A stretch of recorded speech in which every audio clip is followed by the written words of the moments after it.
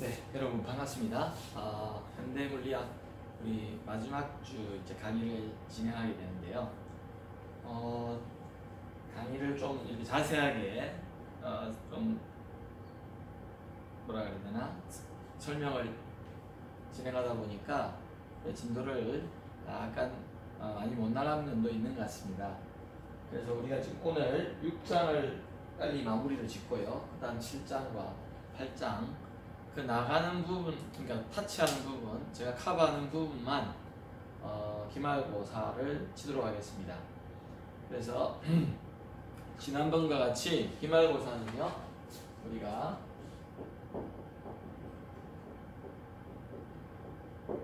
아마 15주째요. 그런데 아마 제가 톡으로 올려놨는데 어쨌든 시험 시간을 이번에는 1시간 20분 정도만 주려고 합니다. 아마 연습 문제는 예제에서 주로 낼 건데 문제는 좀 많이 드리려고 해요. 그래서 혹시나 주어진 시간이 다 못 푼다 하더라도 스트레스 받지 마시고요. 풀 수 있는 만큼만 풀어서 이렇게 이메일로 제출해 주시면 되겠습니다. 그래서 오늘 우리가 진행해야 될 것은 관측 가능량과 연산자가 있습니다.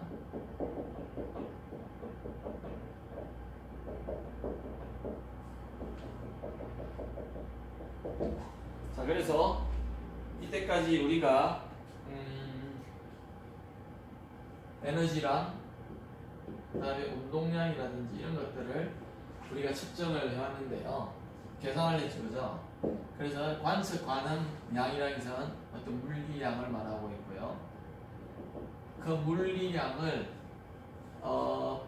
관측하는 그런 행위를 우리가 수학적으로 나타내는 것을 연산자라고 합니다. 예를 들어서 연산자라는 것은 계산을 하라고 하는 명령인데요. 우리가 가장 간단하게 생각하는 연산자는 더하기 2 곱하기 나누기인데 요 앞에 나온 이 기호 중심으로 해서 앞에 나온 것과 뒤에 나온 것 그냥 더하라는 의미잖아요. 그죠? 명령어죠. 그죠? 그렇듯이 우리가 그것들을 가장 조금 더 고동한 연산자를 우리가 dx에 d 이런 식으로 미분 연산자가 있었고요. 그 다음 이거의 역 명령인 적분이라는 이런 게 있습니다. 그래서 여기에다가 우리가 i분의 h바를 한 것이 지난 시간에 p라는 놈의 어떤 운동량 연산자라고 했는데요. 이럴 때 우리가 이 관측 가능한 양 또는 우리가 기대하는 값 이런 걸 생각해 볼 적이에요. 지난 시간에 그래서 우리가 평균의 의미를 가지고 이렇게 계산하는 그런 방법들에 대해서 우리가 논했었는데요. 기대치를 우리가 이런 기호로 해가지고 우리가 했던 기억이 있습니다. 자, 그럴 적에 우리가 일반적으로 Q라는 물리량이 있을 적이에요. 관측 가능한 물리량이다, 그죠? 물리량의 이 기대치는 무엇이냐면은 지난 시간에 보니까 확률 곱하기 그 값의 더하기였다, 그죠? 기억나십니까? 그래서 그것들을 우리가 확장할 적에 마이너스 무한대에서 무한대까지 가는데요. 사이에 어떻게 해요? 보십시다. 이렇게 하고요. 그 다음에 이렇게 하고요. 자, 이런 식으로 주어진다 그래서 할 수 있다. 자, 그럴 적에 여기에 나오는 대관호 Q라는 것을 우리 이거를 뭐라고 하냐면은 Q를 관측하는 연산자라고 합니다. 이렇게 연산자. 자, 그럼 이 적분을 보면 어떤 의미냐면요. 어떤 파동함수, 물체의 상태함수에다가 이것을 연산하고, 그럼 연산하란 말이죠. 먼저 연산하고 그것에 대한 공획복소수를 곱해서 다 더해라 이런 말이잖아요. 자, 그럴 적에 우리가 물리적으로는 어떤 의미냐? 이 상태에 있는 입자에 대해서 이것을 측정하고 이런 말입니다. 측정이라고 그랬죠. 관측. 그리고 나서 이 물체의 합함함수 이거를 해가지고 그 확률의 개념을 가지고 하기 위해서 이렇게 합니다. 그래서 Q는 이 Q에 대응하는 이 관측 가능한 물리량에 대응하는 연산자다 이 말입니다. 대표적인 게 우리가 이것이 P가 운동량을 대표하는 연산자는 이렇게 되고요. 그 다음에 포텐셜 에너지를 대표하는 것은 우리가 UX라고 이렇게 했고요. 맞습니까? 그래서 뒤에 쭉 나오죠. 그 다음에요. 그래서 우리가 만약에 이 포텐셜 에너지의 기대치, 측정 가능한 양을 우리가 계산해 보면은 여기 대신에 그죠? 사이스타에 U 대신에 Q 대신에 U를 넣어줬습니다. U에 그 다음에 이렇게 한 번 더 해봅시다. 그럼 이것은 어떻게 되죠? 마이너스 무한대까지요. 사이스타를 써주고요. 그 다음에 U에 X에 사이 이렇게 되겠다. 그죠? 그 다음에 우리가 알고 있는 것이 뭐냐면은 운동에너지입니다. 운동에너지 K. K를 생각해보면 어떻습니까? 우리가 당연히 이거의 연산자를 한번 생각해보면요. K가 어떻게 되냐면 2M분의 P제곱이죠. 그러니까 우리가 이렇게 생각해보면은 2M분의요 1에다가요 끄집어내고 2M분의 1을 끄집어내고요.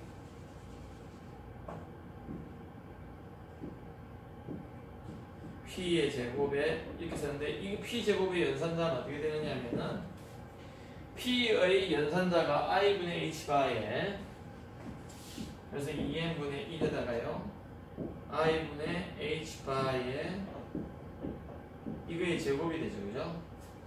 그러니까 어떻게 될까요?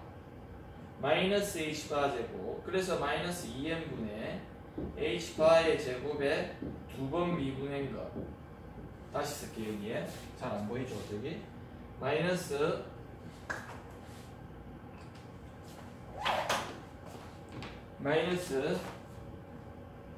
I 제곱을 하면은 마이너스 1이 되죠. 그죠? 마이너스 그래서 2N분의요 분자의 H바의 제곱이고 요것을 미분의 두 번 있어야 된다. 그래서 두 번 미분해라. 이것이 요거다. 그래서 우리가 알다시피 전체 에너지는 어떻게 되죠? 토탈 에너지에 그러면은 기대치를 한번 생각해보자. 관측 가능한 양을 생각해보면은 당연히 토탈 에너지는 카이네틱 에너지 더하기 포텐셜 에너지가 될 것이다. 그러면은요 우리가 이거 해보니까 마이너스 무한대에서 무한대까지 하고요. 요 K는 마이너스 2N분의 H바 제곱에 그래서 이거를 하면은 어떻게 됩니까? 한 번 더 써줄게요. 사이스타에 마이너스 2N분의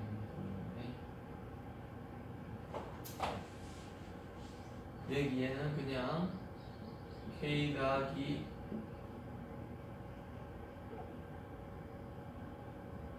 U라고 합시다. 이렇게 이게 정의잖아요. 그죠? 그 다음에 K 대신에 이거를 넣어주고요. 그래서 사이스타에다가요 마이너스 2N분의요 H바 제곱에 DX의 제곱 D제곱을 넣어주고 더하기 U는 UX였죠. 그죠? 그래서 이래가지고 사이를 걸어줘라는 거예요. 그래서 이 명령어가 뭐냐면요 요 뒤에 나오는 요 미분기 요 뒤에 나오는 요것을 두 번을 미분해 주라는 그런 명령어입니다. 그러니까 우리가 이것을 여기에 쓰면 안 되겠죠. 그죠? 무슨 말이냐면은 주의해야 될 게 이렇게 두 개 다를 앞으로 뭐 미분 연산자의 앞으로 가져오면 다른 일이 벌어집니다. 그래서 하나의 이 펑션 x를 요거의 연산자의 뒤쪽에 둬야지 연산을 하고 나서 이걸 곱해서 더해라 이 말이거든요. 그래서 우리가 이거를 뭐라 그러냐면요, 특히 h라 그래요. h. 그래서 이것이 k 더하기 u인데 요 h를 무슨 연산자라고 해밀토니언이라고 합니다. 해밀토니언, 아마 사람 이름일 거예요. 해밀토니언 연산자라고 합니다. 개의 물질이 속해 있는 그 개의 에너지를, 전체 에너지를 구하는 연산자, 그런 펑션을 역할을 하는 연산자다. 그래서 6-39식입니다. 이것이 마이너스 2n분의 h바의 제곱이에요. dx제곱 d제곱 더하기 ux가 뭐라고요? 해밀토니언 연산자, 이렇게 표현한다. 그래서 제가 이거는 수없이 여러분 이 6장이 시작될 때부터 10번은 느꼈었을 거예요. 뭐 한다고요? 슈레딩거의 방정식을, 파동 방정식을 쓰는데 바로 이 식이죠, 그죠? 여기에다가 sin x를 걸어준 것이 뭐가 나온다고요? ex, sin x. 이게 우리가 말하는 슈레딩거의 파동 방정식이잖아요. 그게 해밀토니언에 의한 연산자를 이용한 어떤 에너지 구하는 방정식입니다. 그 다음에 우리가 타임 디펜던트, 시간에 대해서 의존적인 그러한 파동함수에 대해서, 그런 개에 대해서 에너지를 구할 적에는 우리가 어떻게 됐죠? 슈레딩거 방정식에서 타임 디펜던트한 게 있고 타임 인디펜던트한 게 있는데요. 그때 우리가 식의 6-10이 있는데요. 식 6-10. 우리가 앞에 보면은 슈레딩거의 방정식인데요. 그게 몇 페이지에 있냐면은 그게 246페이지에 있습니다. 페이지 246페이지. 다시 한번 써볼게요. 그거는 금방 쓰는 건데, 마이너스 2n분의요 h바의 제곱에 dx제곱 d제곱에 더하기 여기에 싸이가 있고요.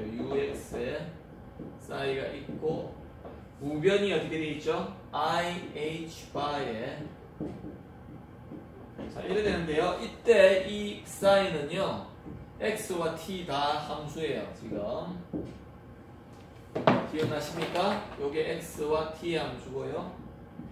t 함수고 이게 x와 t 함수인데, 오른쪽은 어떻게 되냐면요, 왼쪽이죠. 왼쪽은 t에 대해서 무관한 거고, 여기는 t만의 미분이 있습니다. 그래서 우리가 이거를 아까 뭐라 그랬죠? 이게 아까 전에 이거였잖아요. h에 이렇게 표현했습니다. 맞습니까? 그때 ih바에 이렇게 되는데요. 요것도 뭐냐면은요, h바 곱하기 시간분의 1을 하면 이게 오메가가 됩니다. 그래서 h바 오메가는 뭐죠? 에너지죠. 그래서 타임 디펜던트한 경우에서의 에너지 연산자인데요. 이게 뭐냐면은, 그래서 E에 우리가 싸이라고 이렇게 표현합니다. 그러면은 요때 요 E의 연산자, 이것을 뭐라 하냐면 IH바의 에너지 연산자라고 합니다. 이거 에너지 연산자 책에 그렇게 되어 있죠. 그래서 다시 원래대로 278페이지로 돌아오니까요, 그렇게 써 있습니다. 그래서 표 6-1을 우리가 한번 봄으로 해서 이 장을 마칠 건데요. 아주 중요한 내용입니다. 표 6-2는 참 중요한데요. 여러분이 혹시나 이제 양자역학이라는 과목을 배우게 되면은 여기 그러니까 6장으로부터 양자역학은 시작이 된다고 보시면 되겠습니다. 그러면서 양자역학 책에 가보면은 이러한 표 6-2로 사실은 시작하게 되죠. 관측 반응량과 뭐라고 그랬습니까? 물리량과 연산자 이런 뜻입니다. 대응하는 연산자죠, 당연히. 그러면은 기호는 어떻게 되느냐, 이게 여기에 기호 이렇게 되죠, 그죠? 그래서 관측 가능량 위치라는 것은 어떻게 되죠? 우리가 기호는 x라고 할 것이고요. 대형 연산자도 그냥 X입니다. 그 다음에요, 운동량이라는 게 있습니까? 운동량. 이거는 P라고 표현하고요. 그러니까 연산자는 I분의 H바의 한 번의 미분, X에 대한 미분이다. 이렇게 되고요. 운동에너지는 우리가 공을 했는데, 운동에너지는 K, 이건데요. 기호는 K죠, 그죠? 연산자는 어떻게 됩니까? 마이너스 2n분의 0 h바의 제곱에 시간, 요 공간에 대해서 두 번 미분한 거다. 그 다음에 해밀토니안이라는 게 있었죠, 오늘, 그죠? 여기에 있었는데, 해밀토니안은 우리가 h라고 표현한다 그랬습니다. 기호는. 그래서 연산자는 어떻게 되죠? 마이너스 2n분의 k 더하기 u죠, 그죠? 더하기 ux를 쓰면 되죠. 그 다음 전체 에너지 제가 아까 쪽에서 했죠, 그죠? 전체 에너지는 어떻게 표현하느냐? 우리가 에너지 오퍼레이터인데 E라고 표현하고요. 그 다음 이거는 I의 H바의 시간 미분이다, 이렇게 표현합니다. 그래서 아마 양자역학 책에 대부분이 나온, 여기 한 개 안 나온 게 있는데 가운동량 있어요. 가운동량 오퍼레이터가 빠졌는데요. 그래서 우리가 이제 8장을 좀 정확하게 하다 보면 8장을 근데 굉장히 깊게 나갈 시간은 전혀 없는 것 같은데요. 8장을 이제 하게 되면은 원자에서 전자가 핵주위를 이렇게 돌다 보니 회전 운동을 하니까 가운동량이라는 게 나옵니다. 그래서 가운동량 양자수라는 것을 배우게 되는데요. 그것에 전에 보면은 가운동량 오퍼레이터 연산자가 나오게 되어 있습니다. 여기까지 하기로 하고요. 우리가 6장의 문제를 제가 내드렸는지 모르겠습니다. 한 번 더 내드리고요. 여기에 6장을 마치고 7장으로 들어갈게요. 6장 연산 문제는요, 4번, 6번, 그 다음에 11번, 13번,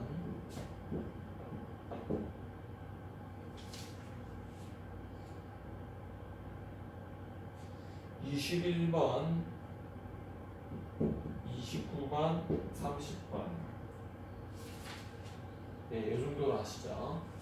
그래서 7문제를 여러분들이 풀어서 기말고사 전에만 내면 되겠습니다. 그래서 아주 제가 지금 또 동영상으로 예제와 연습 문제를 푸는 그 동영상을 열심히 촬영하고 있는데요. 그것들을 여러분 보면서 밀렸던 과제물을 다 하셔서 제출해도 받아주겠습니다. 여러분들이 과제물을 하는 이유는 평소에 들었던 강의들을 충분히 숙지하고 이해를 해서 자기 것으로 만드는데 훈련하라고 하는 거잖아요, 그죠? 그래서 여러분들이 그 취지를 잘 아시고 열심히 잘 해주시면 되겠고요. 그 다음에 7장에 보면 터널링 현상이 있어요. 드디어 터널링 현상을 우리가, 이것은요 우리가 어떤 예를 들어서 유한 사각 오물이었나요? 이런 문제를 할 적에 침투 깊이가 나왔던 그런 문제하고도 굉장히 연관성이 있습니다. 왜 그러냐면은 우리가 이제 터널링이라는 것을 우리가 배우게 되는데요. 그 이전에 STM이라는 혹시나 이런 것들을 들은 적이 있습니까? 이게 뭐냐면요, 스캐닝, 터널링 마이크로스코프예요. 자, 터널링 마이크로스코프. 마이크로스코프니까 뭡니까? 현미경이다, 그죠? 아주 미세한 부분을 확대해서 보는 현미경인데, 스캐닝, 주사해서 이렇게 좌우로 왔다 갔다 하면서 터널링을 이용해서 뭔가를 오늘 배울 건데, 터널링 이용해서 정보를 얻어내서 아주 미세한 부분을 촬영하는 그러한 마이크로스코프다. 그래서 그것이 이러한 양자역학적인 현상을 이용해서 만든 현미경인데, STM이 보통 우리 실험실에도 있지만 뭐 한 10의 5성, 6성배, 10,000배 정도는 뭐 기본으로 이렇게 쉽게 구할 수 있는, 그러니까 여러분 머리카락을 뭐 엄청 크게 볼 수 있는 거죠, 그죠? 머리카락을 그래서 뭐 10만 배 정도는 기본으로 보는 그러한 현미경이라고 보시면 되는데, 첫 번째 절에 보면 사각 장벽이 드디어 나옵니다. 아까 전에 유황 포텐셜하고도 비슷한 개념인데요. 이것은 거꾸로 어떻게 되냐면은 이렇게 사각으로 장벽이 이렇게 쳐져 있어요. 이게 뭔데요? 네? 책에 이렇게 되어 있는데요. 이게 무슨 의미냐면, 이게 지금 제로가 여기가 지금 이것이 UX라 이 말입니다. 포텐셜 에너지가 이렇게 되어 있는 경우에 입자의 운동을 한번 생각해 보자는 겁니다. 물론 전체 에너지가 이 U보다 크면은요, 그러니까 여기에 입자가 이렇게 에너지가 이렇게 된다고 하면 아무 문제가 없습니다. 왜 그렇죠? 우리 물리적으로 해석을 해보면요, 전체 에너지가 이렇다면 이게 어떻게 되는 겁니까? 여기서 속도가 이 운동 에너지잖아요. 이만큼이 왜요? 이 U하고 그러니까 U 더하기 K가 E잖아요. 전체 에너지가 이건데 U가 이거라면 이거는 운동 에너지인데 가다가 일정하게 가다가 여기 가서는 어떻게 돼요? 여기서 힘을 받기 때문에 속도가 엄청 줄죠. 운동 에너지가 이만큼밖에 안 되잖아요. 그 다음에 운동 에너지 다시 늘어나요. 그런 운동이라고 볼 수 있는데요. 그것은 고전론적으로도 충분히 해석이 되고 설명이 되는 그러한 경우입니다. 그러나 잘 보십시다. 이제 이 장에서는 지금 하는 게 뭐냐면요, 만약에 전체 에너지 이런 경우라면 어떻게 될까 이 말입니다. 전체 에너지가 이 정도가 무슨 말이죠? 여기에 장벽보다 에너지가 낮다는 말입니다. 고전론적으로 보면요, 여기를 절대로 입자가 갈 수 없고 여기 입자가 나오면 안 돼요. 왜 그렇죠? 이걸 지나가야 되는데 어떻습니까? 포텐셜 에너지가 에너지 전체 에너지보다 커요. 그럼 이게 마이너스 돼야 되는데 운동 에너지가 마이너스 된다는 게 있을 수가 없죠. 고전론적으로 보면 그죠? 그러니까 도저히 여기에 입자가 나오면 안 되는데, 문제가 뭐냐면은 금방 예제를 들었듯이 스캐닝 이 STM 같은 경우도 어떤 경우냐면은 쉽게 말하면은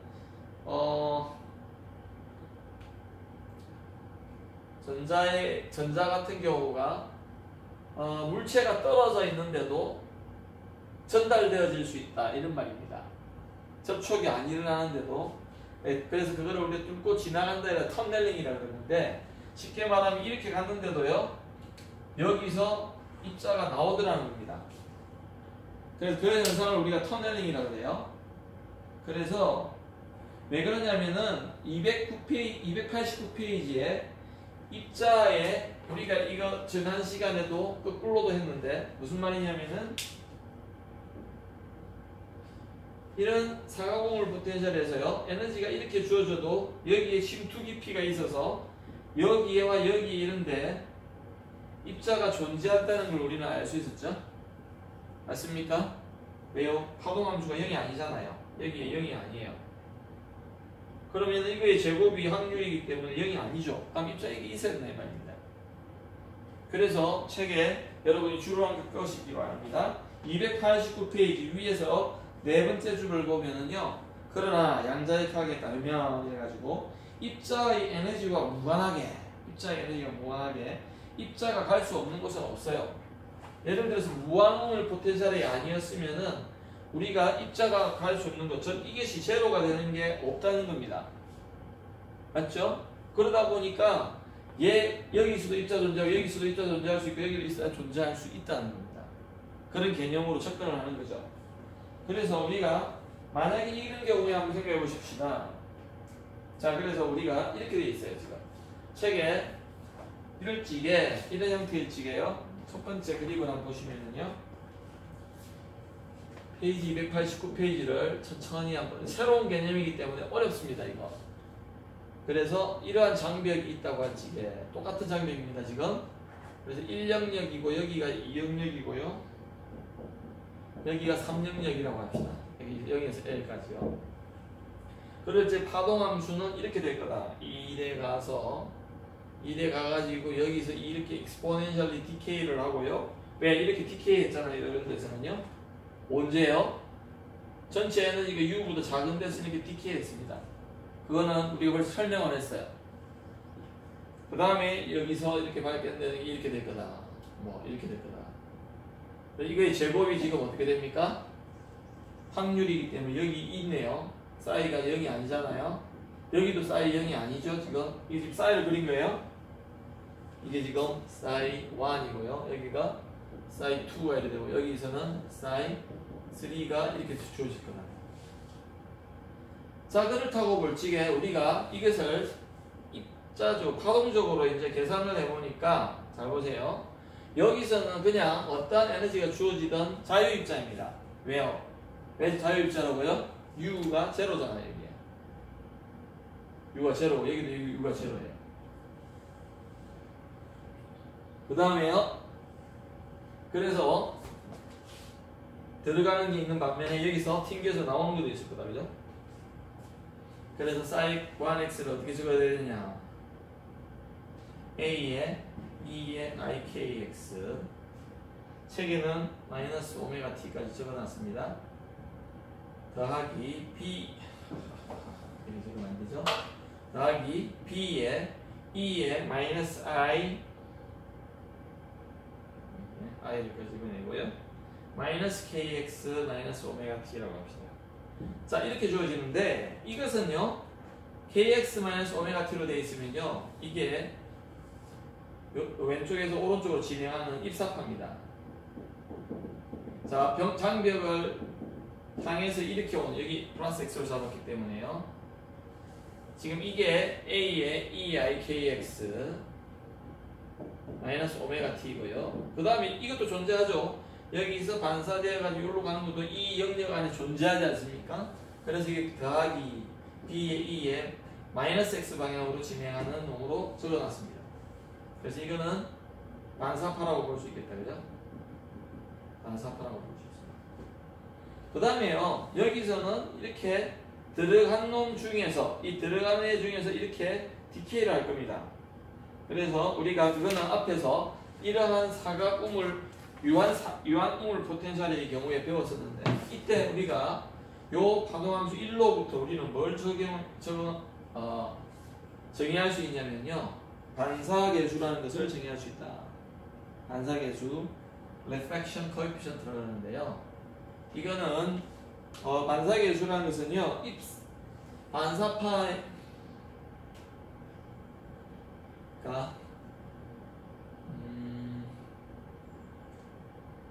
입사 확률 밀도에 대한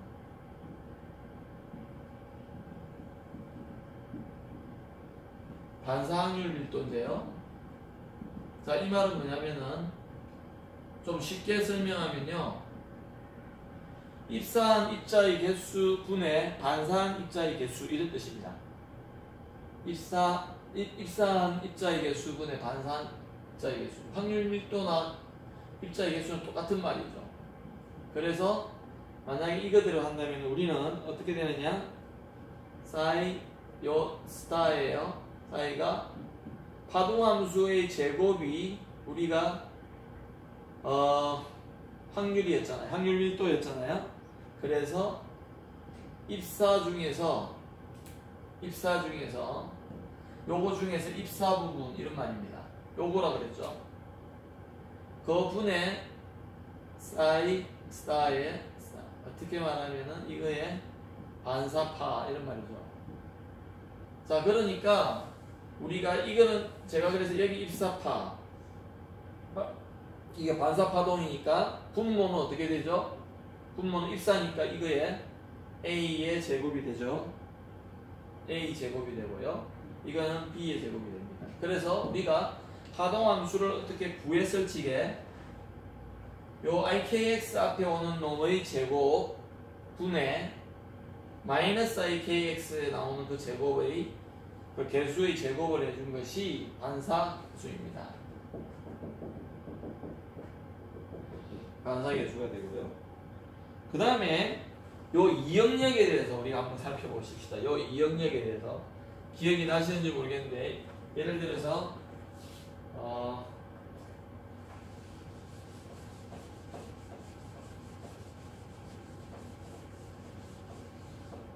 이역력에 대해서 살펴보면요, P가 나온 사인, 그 다음에 나오는 게 책에 들어갈게요. 그 다음에 3영역에 대해서 2m, 자 3영역에서요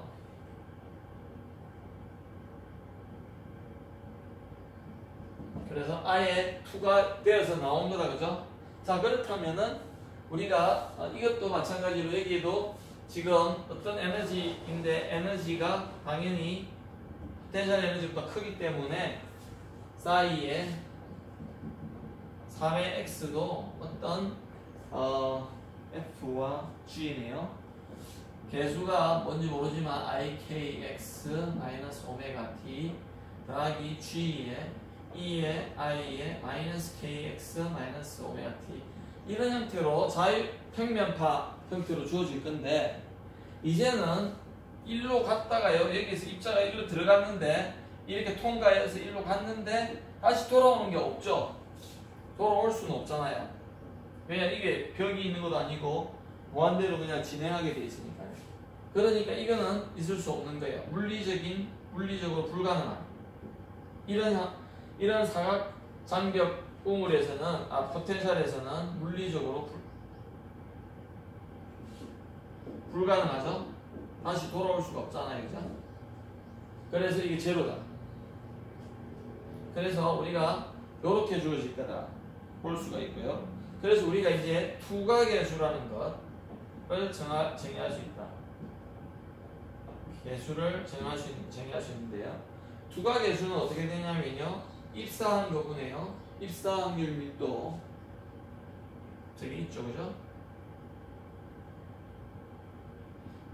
자, 입사한 개수분의 1로 튀어나온 거, 이런 말이다, 그죠?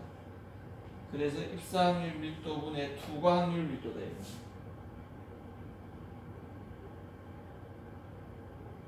그래서 책이 되어 있는데, 이거는 우리가 입사확률 밀도는 다시 한번 써볼게요. 사이에 스타 사이 이건데, 그 중에서 어떻게 해요? 입사파에 관한 것만 써라. 그 다음에요, 사이, 그러니까 이거는 우리가 1영역일 거예요, 아마. 이제는 3영역을 쓰면 되겠다, 그죠?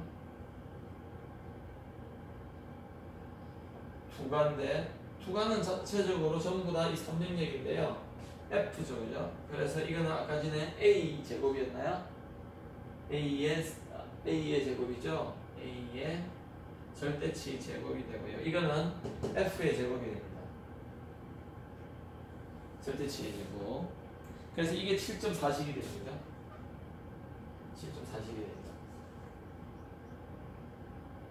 그리고 나서 우리는 이 입자가요, 입자는요, 자, 들어간 거는 여기 들어가서 이렇게 나오든지 통과해가지고 여기로 가야 되는데, 여기서는 중간적으로는 조금 지나갈 수는 있는데 머물 수는 없어요. 그래서 여기에서 통과한 것, 반대로 반사인 것 더하기 여거를 투과인 것을 더하면은 입사인 거죠.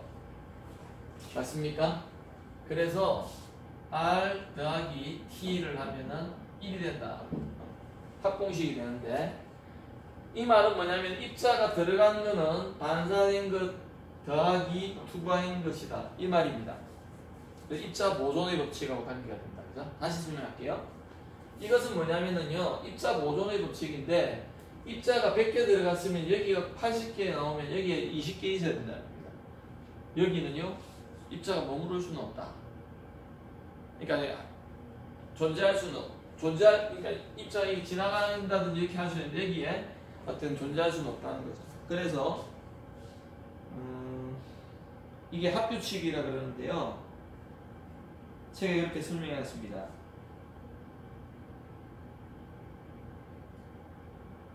그 다음에 장비형 내부에서 이제 우리가 여기에서 이 영역에 대해서 이제 알아봐야 됩니다. 이 영역에 대해서 우리가 알아보면 어떻게 되겠죠? 기억이 나십니까? 그게 어디 나오냐면요. 책에 있을 거예요.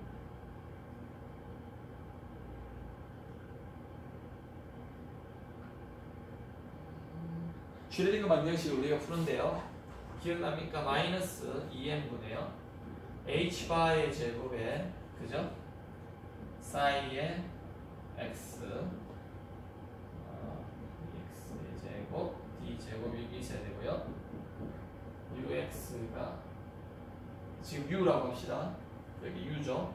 이 영역에서 이 u잖아요. 그죠? u의 사이의 x에다가요. 이 사이 x가 우리가 지금 이 영역에서 슈레딩거 방정식이에요. 슈레딩거 방정식인데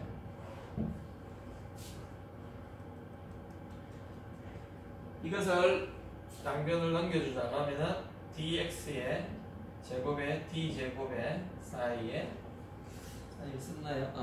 사이가 썼네요. 이것이 어떻게 되냐면요. 요거를 넘겨주고요. 이 빼기 u가 되죠. 마이너스 h바 제곱분의 2를 곱해줍니다. 그러면은 h바 제곱분의 2m 하고요.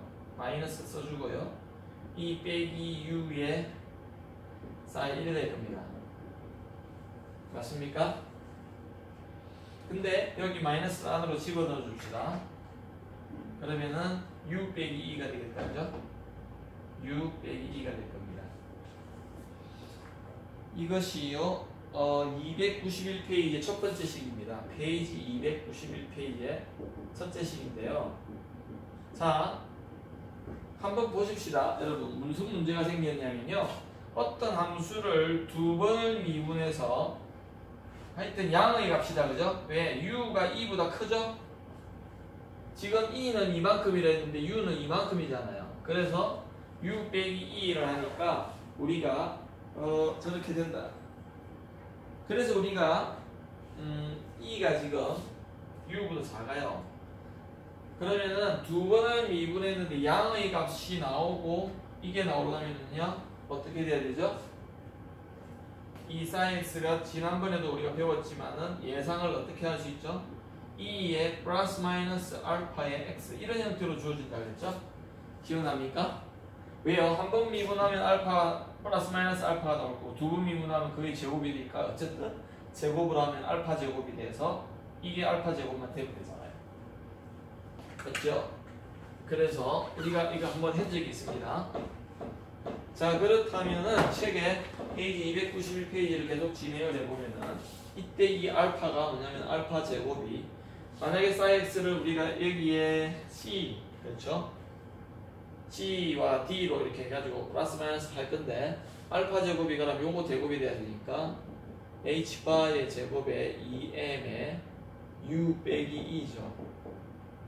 그러면은 알파는 어떻게 됩니까? 알파는 h바분의요 루트 2m의 u 빼기 2가 됩니다. 이것이 7-7.6식입니다. 앞에서 나온 거죠. 그죠? 그래서 우리가 침투 깊이라든지 이런 것들을 한 기억이 있을 겁니다. 델타는 알파분의 1이었죠? 기억납니까? 델타 침투 깊이 델타는 알파분의 1 이래가지고요 2m u-2분의 h바 뭐 이런 식으로 한 거 기억나죠? 똑같은 현상입니다. 자, 그래서 이게 나오고요. 이때 우리는 이 영역에서 이것은 어떻게 둬야 되느냐? 앞에 우리가 6장에서 배운 것들을 기억을 더듬어 보면요. C에다가요. E의 알파 X 지금 이거에 E의 마이너스 I 오메가 T를 써줘야 되는데 이 부분이 아까 전에 뭐냐면 이 부분이 되는 거죠. 그래서 어떻게 해요? 이것이 C에 E의 마이너스 알파 X에 마이너스 I 오메가 T고요. 더하기 D에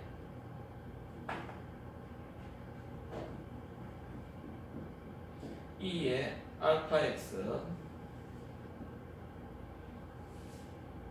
마이너스 I 오메가 T 이런 식으로 쓸 수 있다는 거예요. 어디서요?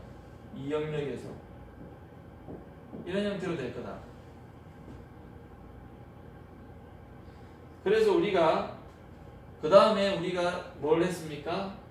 자, 지워버렸는 여기 있던 걸 지워버렸는데 psi1, psi2, psi3에 대해서 우리는 다 형태의 함수의 형태는 구했습니다.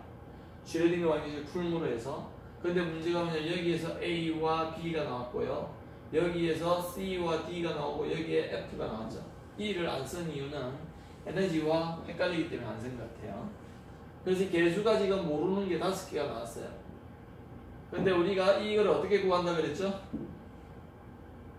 6장에서 우리가 계속 연습을 했잖아요. 어떻게 구한다고 했습니까? 어떻게 구하느냐면은 경계 조건으로 우리가 저걸 결정해 준다 했죠. 경계 조건. 자, 그 말은 뭐냐면은 x 이퀄 0와 x 이퀄 l에서 psi x가 그 다음에 한 번 미분한 것까지 이것이 어떻게 해요? 연속이어야 된다. 해서 경계 조건이라는 게 뭐냐면요. 경계인 즉 포텐셜 에너지가 완전히 달라지는 놈. 여기 이퀄 x 이퀄 0이고요. x 이퀄 l에서 달라지잖아요. 요 경계에서 하동함수가 연속이어야 되고요.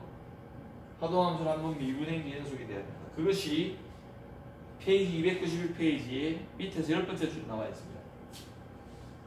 그래서 우리가 앞에서 구한 하동함수들을 이용하면 이런 식이 나온다는 겁니다.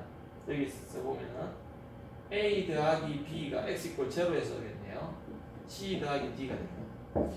자, x 이퀄 0에서 이것이 연속인 조건에 대해서 이렇게 나옵니다. 그 다음에요, 요것이 연속이 x 이퀄 0에서 연속인 게 ik의 A 빼기 한번 미분하면 ik 나오잖아요. 이것이 한 번 미분하면요 마이너스 알파가 나오네요. 그래서 알파 D부터 써줬고요. 마이너스 알파 C 이렇게 됩니다. 이거는 x 이퀄 0에서 이게 연속. 이거는 x 이퀄 0에서 한번 미분한 것이 연속이라는 것에서 나온다. 그 다음에 x 이퀄 l에 대해서 하면 좀 복잡하겠다, 그죠? 그래서 C에 E에 마이너스 알파 L 더하기 D에 E에 마이너스 E에 알파 L 이거 여기서부터가 그다음 2와 3이겠네요. 2와 3 영역에서 그럼 F가 여기 나와야 되겠다, 그죠? F에 E에 I, K, L 되겠죠? 한번 미분한 건 어떻게 될까요? 마이너스 알파 C E에 마이너스 알파 L이 되고요. 더하기 알파 D에 E에 알파 L이 되고요. 이것이 IK에 F에 E에 IKL 이렇게 됩니다. 그러면은 우리가 모르는 ABCD에 대한 이러한 연립 ABCD F까지 5개 있죠. 5개 5개 개수에 대한 연립 방정식이 나옵니다. 그래서 우리는 이것들을 풀어야 되는데요. 이때 우리가 TE라는 것을 우리가 계산을 쭉 해보니까 T가 아까 뭐였습니까? 요 T가 지워버리네. 요 T 2가 계수 요거를 계산을 해보니까 어떻게 되느냐 하면은 TE가 이렇게 주어져요.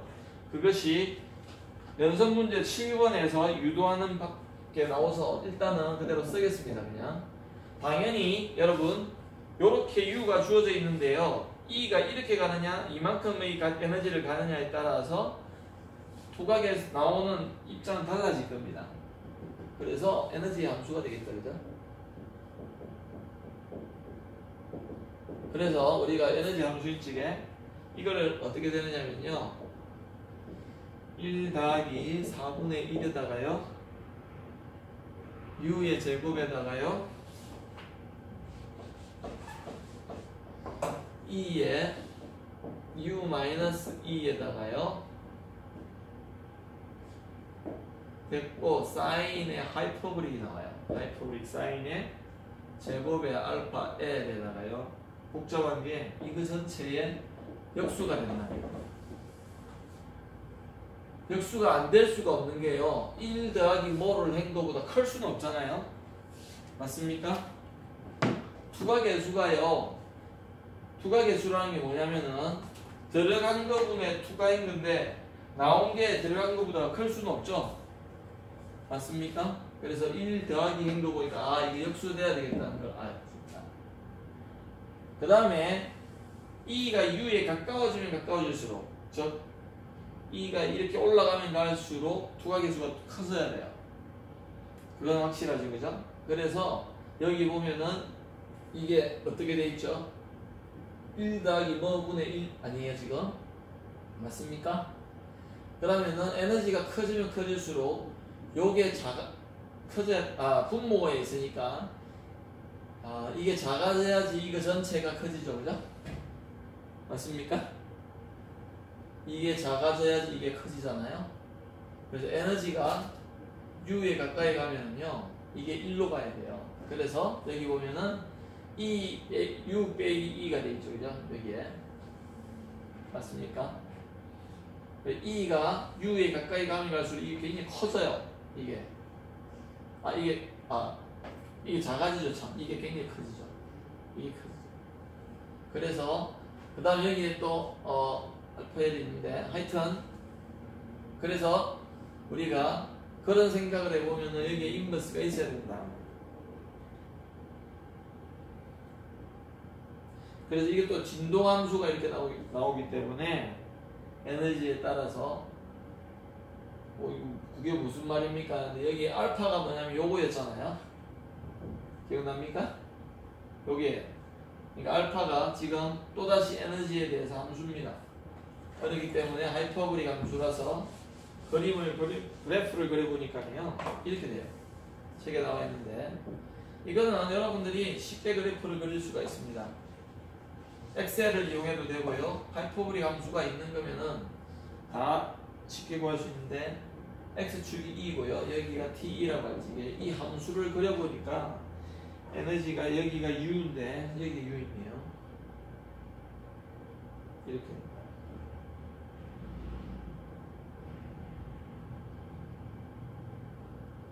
이렇게 되네요. 그래서 어떤 특정한 이완이 될 적에요. 레저넌스가 일어나서 E가 이완이 있을 적에 여기가 투과를 다 하게 돼 있네요. 이게 돼 있고 이게. 그래서 여기에는 진동을 하게 된다. 뭔가 에너지가 U보다 큰 상태에서는 그렇죠? 약간은 T가 1보다 작을 때도 있고 접근할 때도 1보다 클 수는 없잖아요. 그죠? 아까 말씀드렸듯이 들어간 것보다 통과인 게 많이 나올 수는 없습니다. 그런데 왜 1이 안 되는 경우도 있습니까? 그것은 물리적으로 보면은요, 여기 있다 하더라도 입사가 이렇게 들어왔는데 여기서 부딪혀가 다시 일로 가는 것도 있을 수 있잖아요. 그래서 우리가 만약에 1이라고 할지 여기가 지금 반사되는 거죠. 반사되는 거. 쉽게 말하면은 1 빼기 t니까 r입니다. 그죠? 그 다음에 예제 실점 1을 하고 이제 좀 쉬도록 하겠습니다. 예제 실점 1을 하고요. 그래서 턴들링이라는 것은 개념적으로 양자역학적인 아주 정말 새로운 그러한 개념이기 때문에 조금 어렵고요. 그 다음에 금방 보시다시피 1영역과 2영역, 3영역에서의 파동함수가 굉장히 복잡하게 주어집니다. 그러나 단순하죠. 1하고 3에서는 같은 형태고요. 2에서는 예를 들어서 exponentially 지수함수적으로 감소하는 그런 형태의 함수였다. 그거를 기억하면 되겠고요. 그 다음에 t가 어떻고 r이 어떤가를 생각해 봅니다. 그래서 예제 우리가 다시 7.1을 풀어보면요 산화층의 투과계수. 자 보십시다. 이제 턴넬링이 어떻게 쓰이는가를 우리는 계속해서 얘를 통해서 볼 수가 있어요. 자 잘 볼까요 한번. 두 구리 전선이요.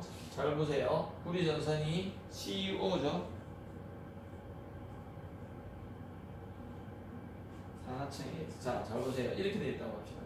좀 확대해서 그려보면요 여기에 이렇게 되어 있고 이렇게 되어 있는데요 요게 구리예요. 이 구리인데 자 잘 보세요.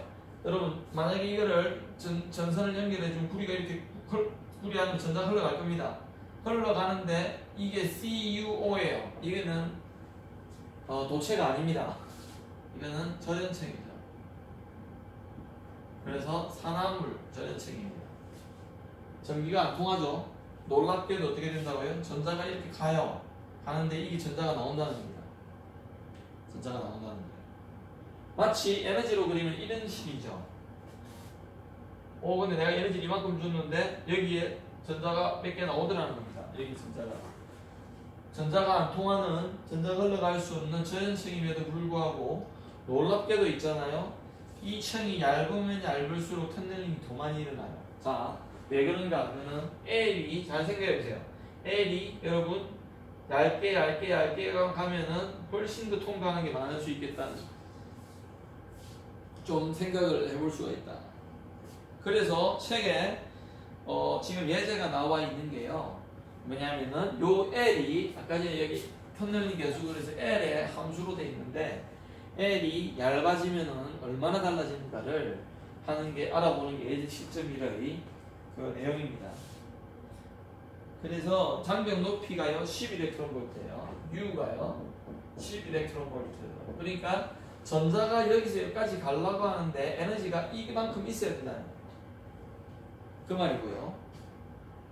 근데 카이네틱 에너지는 7이렉트론볼트밖에 안 되더라 이 말이에요. 즉 E가요. 이 전자가 이거밖에 안 돼요. 그러니까 이런 상황이죠. 자, 이게 10이렉트론볼트인데 내가 가지고 있는 에너지는 이거밖에 안 된다는 겁니다. 이렇게 돼야 돼요. 이게 10이니까 요 정도밖에 안 된다는 거예요. 그랬을 적에 우리는 T가 얼마만큼 되는가 계산해 보라는 겁니다. 그냥. 그러면은요 알파를 먼저 우리가 알아야 되죠. 여기에 알파를 알아야지 이거 계산할 수 있잖아요. 이것들은 뭐 그냥 쉽게 계산하고 역수 취하면 되니까요. 알파는 어떻게 되죠? H바하고네요. 저기 있죠?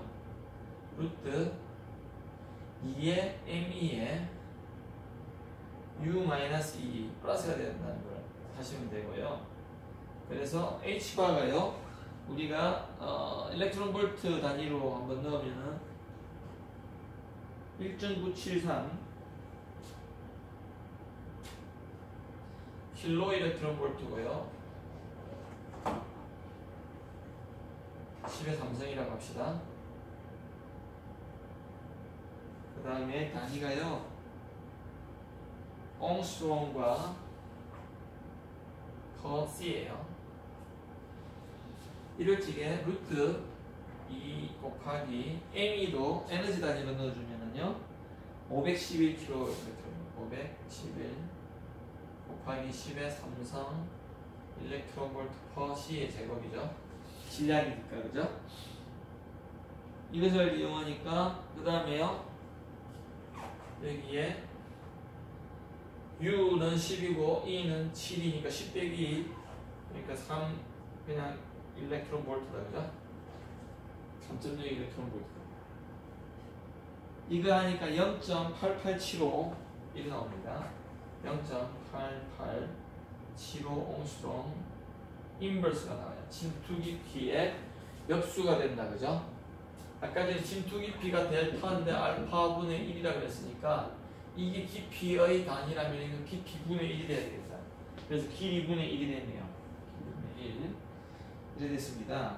그러면은 이거를 여기에 집어넣는데 지금 이 L이 A번은 뭐라고 하냐면은 알파는 벌써 이제 결정했는데 L이 지금 A번이 어떻게 됩니까?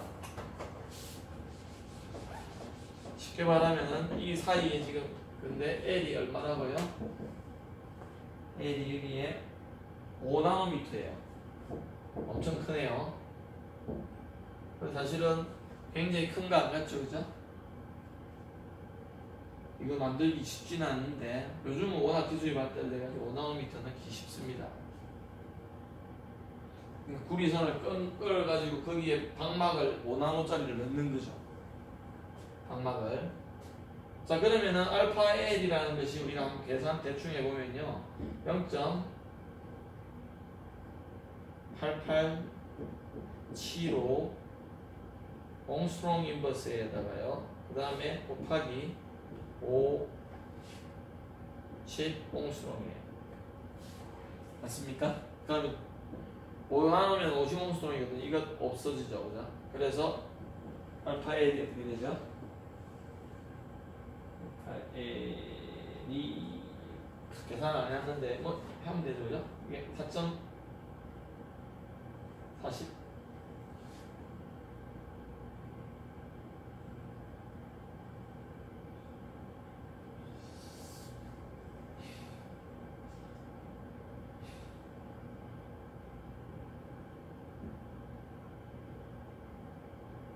뭐 이 정도 돼가지고 굉장히 크다, 그죠? 굉장히 커서 알파 L을 제곱을 하고 이러니까는 엄청 크게 됩니다. 이거는 사실 이렇죠. 2분의 2의 알파 L 더하기인가요? 2 마이너스 알파 L인가요? 이거의 제곱이잖아요, 그죠? 그래서 되게 나오는데 T를 계산해보면은 굉장히 큰 수가 나와가지고 분의 1을 하다 보니까 엄청 작은 수가 나와요. T가 어떻게 되죠? 0.963 곱하기 10의 마이너스 38승계, 거의 빵이네, 그죠? 이 말은 뭐냐면요, 입자를 한 10의 39승계 집어넣어야지 한 개쯤 나온다 이 말이에요. 10의 38, 마이너스 38승이기 때문에. 그래서 B번을 한번 보십시다. 이제 L이 어떻게 되죠? 1나노이면 어떻게 되는데 L이 1.0나노. 자, 5배로 줄였어요.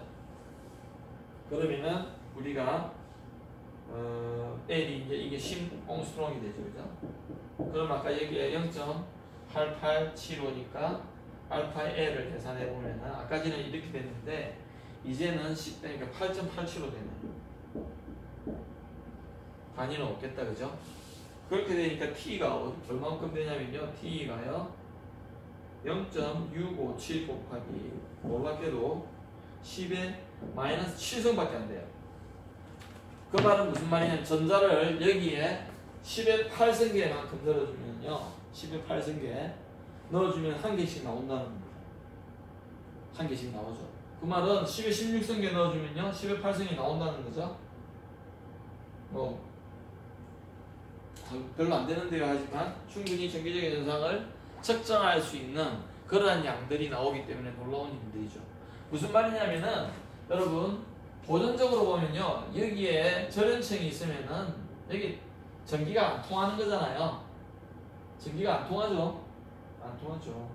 근데 놀랍게도 이게 두께를 줄이고 해가지고 이 정도, 그러니까 양자역학적인 개념이 통할 수 있는 이러한 굉장히 미세한 세계로 줄여주면은 아주 의미가 있는 전자들이 투과되어 나오더라는 거예요. 그러니까 도체는 아니지만요, 1000만 개 넣어주는데 한 개 나왔다는 겁니다. 고전적으로 보면 절대로 나오면 안 돼요. 그런데 1000만 개 넣어주니까 한 개 나왔어요. 이렇게 넣어주면은 10개 나온다는 거죠. 100억 넣어주면은 100개 나온 거예요. 예를 들어서 그런 의미입니다. 근데 우리가 이제 기술이 발달되다 보니까 그런 작은 양도 충분히 측정할 수 있다는 거죠. 그 다음에요, 예제 실점이는 연결이 되는 그런 거라서 지금 바로 풀어보겠습니다. 산화층을 통한 터널링 전류에 대해서 이제, 왜냐하면 전자가 이렇게 나오니까 이제 우리는 이 예제에서는 전류를 생각할 수 있다는 겁니다. 전류. 그래서 예제 실점이가요, 통한 터널링 전류에 대해서 왜 터널링이라는 말을 붙이는 거 아시겠죠? 여러분 여기는 지금 도체가 아니잖아요. CUO는요. 그러면 일종의 뭐 벽과 같은 거에 전자가 느낄 지금 전자가 느낀 길이 없이 그냥 벽이 있는데 어떻게 해요? 여기가 나갔다는 말은 뚫고 지나간다는 의미죠. 터널링. 그래서 뚫고 지나간 전자의 흐름 이래서 터널링 전류예요. 우리가 물리적으로 그걸 뭐 뚫고 지나갔다 땅을 파서 지나갔다는 게 아니라 전자가 어쨌든 그 에너지 장벽을 뚫고 장벽이라는 것은 실제적인 장벽이 아니라 에너지 장벽이죠. 그래서 그걸 뚫고 흘러갔기 때문에 저렇게 보는데 전선 하나에 1mA 자 I가요 1mA 합시다. 전선 하나예요. 여기에 1mA의 전류가 산화층으로 입사해요. 지금 이게 I가 지금 1mA가 흘러가요. 1mA. 지금 B번의 경우입니다. 에너지가 7 일렉트론 볼트고요. 그 다음 L이 1나노미터인 경우에요. B번의 경우죠. 그래서 T가 0.657 이런 경우니까 어떻게 된다고요? T가 0.657 곱하기 10의 마이너스 7성입니다. 개수예요, 개수. 이 비율이기 때문에 단위가 없죠, 그죠? 그럴 적에 이 전류 중에서 어느 정도가 인접한 전류? 자, 그러면은 여기로 들어갔을 적에 얼마만큼 여기가 I에 T가 나오겠냐 말이죠. 그래서 우리가 한번 보시면은요, 이 입자의 개수를 여기에다 곱하면은 우리가 나올 수가 있다. 이거 지울게요. 책에 있는 그대로 그냥 이해하기 쉽게 하겠습니다.